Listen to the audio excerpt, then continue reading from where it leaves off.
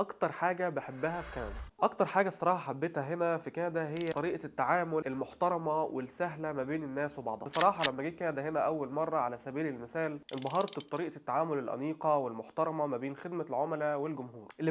الابتسامة على وش كل موظف خدمة عملاء بيكون حريص انه يساعدك، وده بيخلي تجربتك سهلة ومريحة في كل مكان بتروح، سواء مطعم او سوبر ماركت او حتى اي مكان حكومي. تلاقي دايما الناس مبتسمين وجاهزين يساعدوك، حتى لو عندك مشكلة بيتعاملوا معاها بسرعة واحترافية. وده الحقيقة بيفكرني ببعض البلاد التانية، لو مثلا خدمة العملاء بنت والعميل ولد هتلاقيها بيتكلمك وحش، ما هو لحسن تفكر انها معجبة بيك مثلا، او العكس تلاقي الواد الموظف لو اتكلم بلطافة مع البنت تقوم البنت تروح تدور في جوجل على فساتين الفرح. الاهتمام بالتفاصيل الصغيرة زي الابتسامة والترحيب بيخلي تجربة خدمة العملاء في كندا حاجة مميزة جدا، وانا فعلا شايف ان ده جزء كبير من جمال الحياة هنا. لو عندك تجارب عن خدمة العملاء في اي بلد تاني شاركنا في التعليقات. شكرا ليكم.